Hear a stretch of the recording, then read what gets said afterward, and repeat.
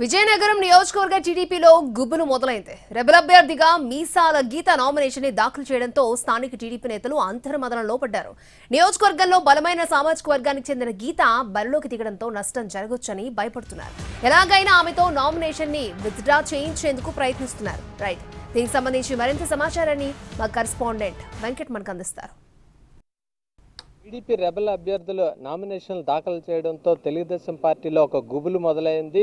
నిన్న ఏదైతే తెలుగుదేశం పార్టీలో సుదీర్ఘంగా పనిచేసిన మాజీ ఎమ్మెల్యే మీసాల గీత తన నామినేషన్ను నిన్న దాఖలు చేయడం జరిగింది. అయితే తొలి నుంచి కూడా గీత తన విజయనగరం టికెట్ను ఆశించారు. అయితే అశోక్ గజపతిరాజు సీనియర్ నాయకులు ఉన్నారు కావున ఇక్కడ ఆయనకి ఇవ్వని పక్షంలో తనకి కేటాయించాలని గతంలో చాలాసార్లు కూడా తన ప్రస్తావించడం జరిగింది. ఈ నేపథ్యంలో తెలుగుదేశం పార్టీ పలు చర్చలు పలు ఈక్వేషన్లు అన్నీ చూసుకున్న తదనంతరం ఏదైతే అశోక్ గజపతిరాజు వారసరాలైన అతిథి గజపతికి ఇక్కడ టికెట్ను కేటాయించడం జరిగింది. ఈ నేపథ్యంలో గీత తన అనుచరులతో సమావేశమై పూర్తిగా దీన్ని డిఫర్ చేస్తూ తన యొక్క స్వతంత్ర అభ్యర్థిగా అలాగే టీడీపీ రెబల్ అభ్యర్థిగా పోటీ చేయడానికి సిద్ధమని ప్రకటించడం జరిగింది. ఆ నేపథ్యంలో చూసుకున్నట్లయితే ఇప్పుడు గీత ప్రధానంగా మాజీ ఎమ్మెల్యేగా ఇక్కడ విజయనగరం కాన్స్టిట్యున్సీలో కొనసాగుతూ వచ్చారు. అలాగే ఇక్కడ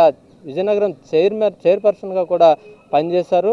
అలాగే ఈమెకు ప్రధానంగా విజయనగరం ఈ రూరల్ మండలంతో పాటు విజయనగరంలోని పలు వార్డుల్లో కూడా ఈమెకు పెద్ద ఎత్తున ఒక వర్గం అయితే ఉందన్నది చెప్పాలి. అలాగే ప్రధానంగా చూసుకున్నట్లయితే కాపు సామాజిక వర్గం ఏదైతే ఉందో కాపు సామాజిక వర్గం తనకి పూర్తిగా పట్టం కడుతుందనే ఒక భావంతో గీత ముందుకు సాగుతున్నారు. అలాగే ఏదైతే ప్రధానంగా ఈ అన్ని అంశాలను చూసిన తెలుగుదేశం పార్టీ ఏదైతే మీసాల గీత ఇప్పుడు రెబల్ అభ్యర్థిగా బరిలో ఉండడంతోనే అంతర్మదనంలో పడిందని చెప్పాలి. దీంతో పూర్తిగా గీతని ఏదైతే నామినేషన్స్ ఉపసంహరించుకునే విధంగా పావులు కలుపుతున్న పరిస్థితి మనకు కనిపిస్తుంది. ఇందుకోసం రాష్ట్ర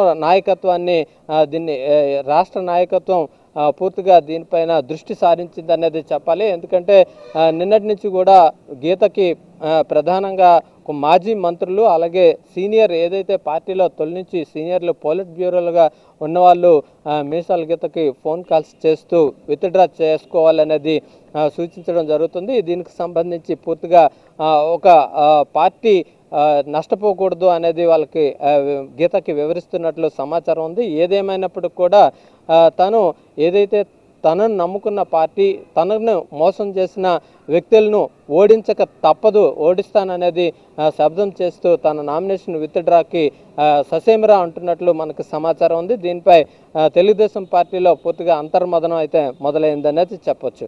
వీడియో జర్నలిస్ట్ అనిల్తో వెంకట్, ఎన్టీవీ, విజయనగరం.